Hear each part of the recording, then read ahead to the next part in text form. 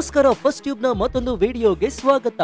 ಇಡೀ ರಾಜ್ಯವನ್ನ ತಿರುಗಿ ನೋಡುವಂತೆ ಮಾಡಿರುವಂತಹ, ಹಿಂದೂಗಳ ರಕ್ತವನ್ನ ಕುದಿಯುವಂತೆ ಮಾಡಿರುವಂತಹ ಒಂದು ಬಹುದೊಡ್ಡ ಬೆಳವಣಿಗೆ ಮದ್ದೂರಿನಲ್ಲಿ ನಡೆದಿದೆ. ರಾಮ್ ರಹೀಂ ನಗರದಲ್ಲಿ ಏನೆಲ್ಲ ನಡೀತು ಅನ್ನೋದು ನಿಮ್ಗೆಲ್ಲ ಗೊತ್ತೇ ಇದೆ. ಇದೀಗ ಅಸಲಿ ಸೀಕ್ರೆಟ್ ಬಯಲಾಗಿದ್ದು ಅದನ್ನ ಕೇಳಿ ಇಡೀ ರಾಜ್ಯವೇ ಬೆಚ್ಚಿ ಬಿದ್ದಿದೆ. ಇದು ಒಂದು ಪ್ರೀ ಪ್ಲಾನ್ಡ್ ಆಗಿರಬಹುದು ಅಥವಾ ಇದು ಉದ್ದೇಶ ಪೂರ್ವಕವಾಗಿಯೇ ನಡೆದಿದ್ಯಾ ಎಂಬುದರ ಬಗ್ಗೆ ತನಿಖೆ ನಡೀತಾ ಇದೆ. ಆದ್ರೆ ತನಿಖೆಗೂ ಮೊದಲೇ ಈ ಭಯಾನಕ ದಾಳಿಯ ಸೀಕ್ರೆಟ್ ರಿವೀಲ್ ಆಗಿದೆ. 21 ಮಂದಿಯನ್ನು ಬಂಧಿಸಲಾಗಿದೆ. ಅದರ ಬೆನ್ನಲ್ಲೇ ಸ್ಫೋಟಕವಾದ ವಿಚಾರವೊಂದು ಬಹಿರಂಗವಾಗಿದೆ. ಈ ವಿಷಯಕ್ಕೆ ಸಂಬಂಧಿಸಿದಂತೆ ಪಾಕಿಸ್ತಾನದ ಲಿಂಕ್ ಏನಾದ್ರೂ ಇದೆಯಾ ಅನ್ನೋ ಚರ್ಚೆ ಕೂಡ ನಡೀತಾ ಇದೆ. ಹಾಗಾದ್ರೆ ಇದು ನಿಜಕ್ಕೂ ಪ್ರೀ ಪ್ಲಾನ್ಡ್ ದಾಳಿನ? ಇದರ ಹಿಂದಿರೋರು ಯಾರ್ಯಾರು? ಸರ್ಕಾರ ಈ ಬಗ್ಗೆ ಏನ್ ಹೇಳುತ್ತೆ? ಸಿಎಂ ಸಿದ್ದರಾಮಯ್ಯ ಅವರು ಮುಸ್ಲಿಮರ ವಿರುದ್ಧ ಕ್ರಮವನ್ನು ಕೈಗೊಳ್ತಾರಾ? ಚನ್ನಪಟ್ಟಣದಿಂದ ಬಂದಂತಹ ಮೂವರು ಯಾರು? ಅವರೇ ಇದಕ್ಕೆಲ್ಲ ಸೂತ್ರಧಾರಿಗಳ? ಗಣೇಶ ಮೆರವಣಿಗೆ ವೇಳೆ ಮಸೀದಿ ಬಳಿ ಕರೆಂಟ್ ಅನ್ನ ಕಟ್ ಮಾಡಿದ್ದು ಯಾರು? ಮಸೀದಿಯಿಂದ ಕಲ್ಲು ತೂರಿ ಬಂದಿದ್ದು ಹೇಗೆ? ಈ ಎಲ್ಲ ಮಾಹಿತಿಯನ್ನ ಇವತ್ತಿನ ಈ ವಿಡಿಯೋದಲ್ಲಿ ನೋಡೋಣ. ಆದ್ರೆ ಅದಕ್ಕೂ ಮುನ್ನ ಹಿಂದೂ ಮುಸ್ಲಿಮರ ನಡುವೆ ಬೆಂಕಿ ಹಚ್ಚುವಂತಹ ಕೆಲಸವನ್ನ ನಮ್ಮ ರಾಜ್ಯದ ನಾಯಕರು ಮಾಡ್ತಾ ಇದ್ದಾರಾ? ಈ ಬಗ್ಗೆ ನಿಮ್ಮ ಅನಿಸಿಕೆ ಏನು ಅಂತ ಕಮೆಂಟ್ ಮಾಡಿ ಹಾಗೂ ಈ ವಿಡಿಯೋಗೆ ಲೈಕ್ ಕೊಡಿ.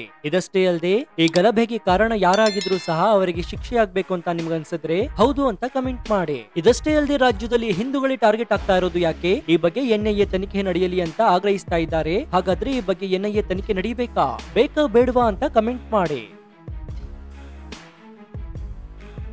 ಮದ್ದೂರು ಗಣೇಶ ಮೆರವಣಿಗೆ ಗಲಾಟೆ ಹಿಂದೂ ಸಮಾಜದ ಆಕ್ರೋಶಕ್ಕೆ ಕಾರಣವಾಗಿದೆ. ಅದರಲ್ಲೂ ಕಳೆದೊಂದು ವರ್ಷಗಳಿಂದ ಪದೇ ಪದೇ ಈ ಘಟನೆಗಳು ಮರಿಕಳಿಸ್ತಾ ಇದ್ದು, ಈ ಬೆನ್ನಲ್ಲೇ ಹಿಂದೂ ಪರ ಸಂಘಟನೆಗಳು ಕೇಂದ್ರ ಗೃಹ ಸಚಿವ ಅಮಿತ್ ಶಾ ಅವರಿಗೆ ಪತ್ರವನ್ನ ಬರೆದು ಎನ್ಐಎ ತನಿಖೆಗೆ ಆಗ್ರಹಿಸ್ತಾ ಇದ್ದಾರೆ. ನಿಮ್ಗೆಲ್ಲ ಗೊತ್ತಿರೋ ಹಾಗೆ ಗಣೇಶ ಮೆರವಣಿಗೆ ವೇಳೆ ನಡೆದ ಕಲ್ಲು ತೂರಾಟ ರಾಜ್ಯದಲ್ಲಿ ಭಾರಿ ವಿವಾದಕ್ಕೆ ಕಾರಣವಾಗಿದೆ. ಅಷ್ಟೇ ಅಲ್ಲದೆ ಹಿಂದೂ ಸಮಾಜದ ಕೆಂಗಣ್ಣಿಗೆ ಕೂಡ ಕಾರಣವಾಗಿದೆ. ಆಕ್ರೋಶ ಕೂಡ ಹೊರಹಾಕಲಾಗ್ತಾ ಇದೆ. ಈಗಾಗಲೇ ಘಟನೆ ಖಂಡಿಸಿ ಅನೇಕ ಹಿಂದೂ ಸಂಘಟನೆಗಳು ರಾಜ್ಯ ಸರ್ಕಾರದ ವಿರುದ್ಧ ಆಕ್ರೋಶವನ್ನು ಹೊರಹಾಕಿದ್ವು.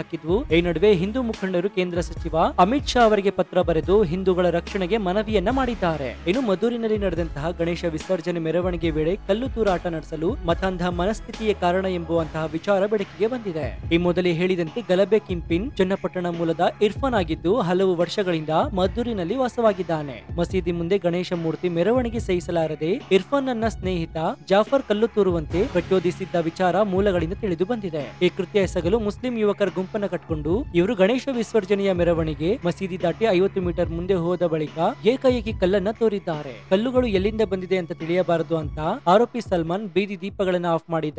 ಎಸೆದ ಕಲ್ಲುಗಳು ಗಣೇಶ ತೋರಿಸಿದ್ದ ಟ್ರ್ಯಾಕ್ಟರ್ ಮತ್ತು ಗಣೇಶನ ಮೂರ್ತಿಗೆ ಬಡಿಯುತ್ತಿದ್ದಂತೆ ಹಿಂದೂ ಯುವಕರು ಸಿಟ್ಟಾಗಿದ್ದಾರೆ. ಇದಷ್ಟೇ ಅಲ್ಲದೆ ಪ್ರತಿಯಾಗಿ ಮಸೀದಿ ಬಳಿಯಿಂದ ಮುಸ್ಲಿಮರು ನಮ್ಮ ಮೇಲೆ ಕಲ್ಲು ತೂರಿದ್ದಾರೆಂಬ ಭಾವಿಸಿ ಪ್ರತಿ ದಾಳಿಯನ್ನು ನಡೆಸಿದ್ದಾರೆ. ಕೆಲ ಕಾಲ ಎರಡು ಕೋಮುಗಳ ಯುವಕರ ನಡುವೆ ಸಂಘರ್ಷ ಉಂಟಾಗಿದೆ. ಗಲಾಟೆ ಜೋರಾಗ್ತಾ ಇದ್ದಂತೆ ಇರ್ಫಾನ್ ಮತ್ತು ಗ್ಯಾಂಗ್ ಸದಸ್ಯರು ಪರಾರಿಯಾಗಿದ್ರು. ಕೃತ್ಯ ಬೆಳಕಿಗೆ ಬರ್ತಾ ಇದ್ದಂತೆ ಇರ್ಫಾನ್ ಮತ್ತು 22 ಜನರನ್ನ ಪೊಲೀಸರು ಬಂಧಿಸಿ ಜೈಲಿಗೆ ಕಳುಹಿಸಿದ್ದಾರೆ. ಕೃತ್ಯಕ್ಕೆ ಪ್ರಚೋದನೆ ನೀಡಿದ್ದ ಜಾಫರ್ ಈಗ ಪರಾರಿಯಾಗಿದ್ದಾನೆ. ಕಲ್ಲು ತೂರಾಟದ ಹಿಂದೆ ಸಂಘಟನೆಗಳ ಕೈವಾಡ ಇದೆಯಾ? ಆರೋಪಿಗಳು ಸಂಘಟನೆಯಲ್ಲಿ ಗುರುತಿಸಿಕೊಂಡಿದ್ದಾರಾ? ಬಂಧಿತರಿಗೆ ಕ್ರಿಮಿನಲ್ ಹಿನ್ನೆಲೆ ಇದೆಯಾ ಎಂಬುದರ ಬಗ್ಗೆ ಪೊಲೀಸರು ಈಗ ತನಿಖೆ ನಡೆಸ್ತಾ ಇದ್ದಾರೆ. ಈ ಸಂಬಂಧ ರಾಮ್ ರಹೀಂ ನಗರದ ಮಸೀದಿ ಅಕ್ಕಪಕ್ಕ ಸಿಸಿಟಿವಿ ದೃಶ್ಯಗಳನ್ನು ಪರಿಶೀಲನೆಗೆ ಮುಂದಾಗಿದ್ದಾರೆ. ಸಾಕ್ಷ್ಯಗಳು ಸಿಕ್ಕಿದ್ರೆ ನ್ಯಾಯಾಂಗ ಬಂಧನದಲ್ಲಿರುವಂತಹ ಆರೋಪಿಗಳನ್ನ ತಮ್ಮ ಕಸ್ಟಡಿಗೆ ಪಡೆದು ಪೊಲೀಸರು ವಿಚಾರಣೆ ನಡೆಸಲಿದ್ದಾರೆ. ಕಳೆದ ವರ್ಷ ಮಂಡ್ಯ ಜಿಲ್ಲೆಯ ನಾಗಮಂಗಲದಲ್ಲಿ ಗಣೇಶ ಮೆರವಣಿಗೆ ವೇಳೆ ಪೆಟ್ರೋಲ್ ಬಾಂಬ್ ಹಾಕಲಾಗಿತ್ತು. ನಂತರ ಮೈಸೂರಿನ ಉದಯಗಿರಿಯಲ್ಲೂ ಸಹ ಕ್ಷುಲ್ಲಕ ಕಾರಣಕ್ಕೆ ಪೊಲೀಸರ ಮೇಲೆಯೇ ದಾಳಿ ನಡೆದಿತ್ತು. ಈ ವರ್ಷವೂ ಮತ್ತೆ ಮಂಡ್ಯ ಜಿಲ್ಲೆಯ ಮದ್ದೂರು ನಗರದಲ್ಲಿ ಗಣೇಶ ಮೆರವಣಿಗೆ ವೇಳೆ ಕಲ್ಲು ತೂರಾಟ ಮಾಡಿ ಹಿಂದೂಗಳನ್ನ ಭಯಭೀತರನ್ನಾಗಿ ಮಾಡ್ತಾ ಇದ್ದಾರೆ. ಪ್ರಜಾಪ್ರಭುತ್ವ ದೇಶದಲ್ಲಿ ಈ ರೀತಿ ಭೀತಿಯಲ್ಲಿ ಬದುಕೋದು ಎಷ್ಟರ ಮಟ್ಟಿಗೆ ಸರಿ?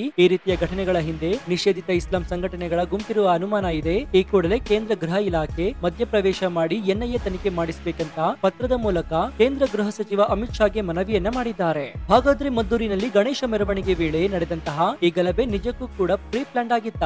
ಹಾಗಾದ್ರೆ ಇದರ ಬಗ್ಗೆ ನೋಡೋದಾದ್ರೆ ಈಗಾಗಲೇ ಗಲಭೆ ಸಂಬಂಧ 21 ಮಂದಿಯನ್ನ ಬಂಧಿಸಲಾಗಿದೆ. ವಿಚಾರಣೆಯನ್ನು ಕೂಡ ನಡೆಸಲಾಗ್ತಾ ಇದೆ. ಇದರಲ್ಲಿ 3 ಚನ್ನಪಟ್ಟಣದವರು ಅಂತ ಖಚಿತವಾಗಿದೆ. ಚನ್ನಪಟ್ಟಣದಿಂದ ಬಂದಿದ್ದಾರೆ ಅಂದ್ರೆ ಅಲ್ಲಿನವರು ಮಾತ್ರವಲ್ಲದೆ ಹೊರಗಡೆಯಿಂದಲೂ ಕೂಡ ಕರೆಸಿಕೊಳ್ಳಲಾಗಿದೆ. ಮೇಲ್ನೋಟಕ್ಕೆ ಗೊತ್ತಾಗ್ತಾ ಇದೆ ಇದು ತುಂಬಾ ಪ್ರೀ ಪ್ಲಾನ್ಡ್ ಆಗಿ ನಡೆದಿದೆ ಅಂತ. ಇಂತಹದ್ದೇ ದಿನದಲ್ಲಿ ಇಷ್ಟೊತ್ತಿಗೆ ಮೆರವಣಿಗೆ ಹೋಗುತ್ತೆ ಅಂತ ಮೊದಲೇ ತಿಳಿದುಕೊಂಡು ಪೊಲೀಸರು ಹಾಕಿರುವಂತಹ ನಿಯಮವನ್ನ ಗೌರವಿಸದೆ ಮಸೀದಿ ಎದುರು ಪಾಸ್ ಆಗುವಾಗ ಹಾಡುಗಳನ್ನ ಕಡಿಮೆ ಮಾಡಿ ಡಿಜೆ ಬೇಡ ಅಂತ ಎಷ್ಟೇ ನಿಯಮವನ್ನ ಪಾಲಿಸಿದ್ರು ಸಹ ಗಲಾಟೆ ಮಾಡಲೇಬೇಕು ಅಂತ ಪೂರ್ವ ನಿಯೋಜಿತವಾಗಿ ಪ್ಲಾನ್ ಮಾಡಿಕೊಂಡಂತಹ ಕೆಲವರು ಗಣೇಶ ಮೆರವಣಿಗೆ ಮೇಲೆ ಕಲ್ಲು ತೂರಾಟ ನಡೆಸಿದ್ದಾರೆ. ಹಾಗಾದ್ರೆ ಚನ್ನಪಟ್ಟಣದಿಂದ ಬಂದಿದ್ದಾರೆ ಅನ್ನೋದಾದ್ರೆ ಈಗ ಸಂಪೂರ್ಣವಾಗಿ ಖಚಿತವಾಗುತ್ತೆ ಇದು ಮೊದಲೇ ಪ್ರೀ ಪ್ಲಾನ್ಡ್ ಆಗಿ ನಡೆದಿದ್ದು ಅಂತ. ಅಷ್ಟೇ ಅಲ್ಲದೆ ಈ ಮೂವರಲ್ಲಿ ಒಬ್ಬರು ಬೀದಿ ದೀಪವನ್ನ ಆ ಕ್ಷಣಕ್ಕೆ ಆರಿಸಿದ್ದಾರೆ. ಅದೇ ಸಮಯದಲ್ಲಿ ಕತ್ತಲೆ ಕಡೆಯಿಂದ ಕರೆಕ್ಟ್ ಆಗಿ ಕಲ್ಲನ್ನ ತೋರಿದ್ದಾನೆ. ಈ ರೀತಿಯಾಗಿ ಮಾನಿಟರ್ ಕೂಡ ಮಾಡಿದ್ದಾರೆ. ಈ ಎಲ್ಲದರ ಮಧ್ಯೆ ಈ ಕಂಪ್ಲೀಟ್ ಘಟನೆಯನ್ನ ಪ್ಲಾನ್ ಪ್ಲಾನ್ ಮಾಡಿದ್ದ ವ್ಯಕ್ತಿ ತಪ್ಪಿಸಿಕೊಂಡಿದ್ದಾನೆ ಅಂತ ಹೇಳಲಾಗ್ತಾ ಇದೆ. ಆದ್ರೆ ಬೀದಿ ದೀಪವನ್ನ ಹಾರಿಸಿರುವಂತಹ ವ್ಯಕ್ತಿ ಕೂಡ ಈಗ ಸಿಕ್ಕಿ ಹಾಕಿಕೊಂಡಿದ್ದಾನೆ. ಕರೆಕ್ಟ್ ಟೈಮ್ಗೆ ಮೆರವಣಿಗೆ ಅಲ್ಲಿ ಬರ್ಬೇಕಾದ್ರೇನೆ ಬೀದಿ ದೀಪವನ್ನ ಹಾರಿಸಿದ್ದಾರೆ, ಅಂದ್ರೆ ಸ್ಟ್ರೀಟ್ ಲೈಟ್ ಅನ್ನ ಆಫ್ ಮಾಡಿದ್ದಾರೆ. ಸೊ ಇದು ಎಷ್ಟು ಸೂಕ್ಷ್ಮವಾಗಿ ಪ್ಲಾನ್ ಆಗಿದೆ ಅನ್ನೋದು ಕೂಡ ಗೊತ್ತಾಗುತ್ತೆ. ಇವರ ಹಿಂದೆ ಯಾವುದೋ ಒಂದು ಸಂಘಟನೆಯು ಕಾರ್ಯನಿರ್ವಹಿಸ್ತಾ ಇದೆ ಅನ್ನೋದು ಕೂಡ ದಟ್ಟವಾಗಿ ಕಾಡ್ತಾ ಇದೆ. ಇಷ್ಟೊಂದು ಯೋಜಿತವಾಗಿ ಅಲ್ಲಿ ಏನ್ ಕೃತ್ಯವನ್ನ ಮಾಡಬೇಕು ಅಂತ ಪ್ರೀ ಪ್ಲಾನ್ ಮಾಡ್ಕೊಂಡಿದ್ದಾರೆ ಅಂದ್ರೆ ಇವರ ಹಿಂದೆ ಯಾರೋ ಇದ್ದಾರೆ ಅಂತ ಸ್ಪಷ್ಟವಾಗುತ್ತೆ. ಈಗಾಗಲೇ ಪೊಲೀಸರು ಇನ್ವೆಸ್ಟಿಗೇಷನ್ ಅಲ್ಲಿ ಗೊತ್ತಾಗಿರೋದು ಏನಂದ್ರೆ ಮೂವರು ಚನ್ನಪಟ್ಟಣದವರು ಇಲ್ಲಿ ಯಾಕೆ ಬಂದ್ರು ಅನ್ನೋ ಪ್ರಶ್ನೆ ಕೂಡ ಮೂಡುತ್ತೆ. ಹೀಗಾಗಿ ಯಾಕಪ್ಪ ಈ ಊರಿಗೆ ಬಂದಿದ್ದೀರಿ ಅಂತ ಕೇಳಿದಾಗ ಅವರು ಕೊಟ್ಟ ಹೇಳಿಕೆ ಏನಂದ್ರೆ ಊಟ ಮಾಡೋದಕ್ಕೆ ಬಂದಿದ್ವಿ ಅಂತ ಹೇಳಿದ್ದಾರೆ. ಹಬ್ಬದ ಊಟ ಅವರ ಹಬ್ಬ ಆಗಿದೆ. ಅವರ ಹಬ್ಬವನ್ನ ಶಾಂತಿಯುತವಾಗಿ ನಡೆಸಲು ಜನ ಅವಕಾಶವನ್ನ ಮಾಡಿಕೊಟ್ಟಿದ್ದಾರೆ. ಊಟಕ್ಕೆ ಬೇರೆ ಊರಿಂದ ತಮ್ಮ ಸಂಬಂಧಿಕರ ಮನೆಗೆ ಬಂದಿರಬಹುದೇನೋ, ಹಾಗೆ ಬಂದವರು ಊಟ ಮಾಡ್ಕೊಂಡು ಹೋಗ್ಬೇಕಾಗಿತ್ತು. ಆದ್ರೆ ಇಲ್ಲಿ ಊಟ ಮಾಡೋದಕ್ಕೆ ಬಂದಿಲ್ಲ ಅನ್ನೋದು ಕೂಡ ಸ್ಪಷ್ಟವಾಗುತ್ತೆ. ಯಾಕಂದ್ರೆ ಈಗ ಸಿಕ್ಕಿ ಬಿದ್ದಿರುವಂತಹ ಚನ್ನಪಟ್ಟಣದವರು ಉದ್ದೇಶಪೂರ್ವಕವಾಗಿಯೇ ಚನ್ನಪಟ್ಟಣಕ್ಕೆ ಬಂದಿದ್ದಾರೆ ಅನ್ನೋದು ತಿಳಿದು ಬರುತ್ತೆ. ಹೀಗೆ ಬಂದವರು ಕಲ್ಲು ಹೊಡೆಯೋದಕ್ಕೆ ನಿಂತಿದ್ದು ಯಾಕೆ ಅಲ್ಲೇ ಗೊತ್ತಾಗುತ್ತೆ ಪಕ್ಕಾ ಇದು ಪ್ರೀ ಪ್ಲಾನ್ ಅಂತ. ಆ ಪ್ಲಾನ್ ಅನ್ನ ಸರಿಯಾಗಿ ಎಕ್ಸಿಕ್ಯೂಟ್ ಮಾಡಿದ್ದಾರೆ.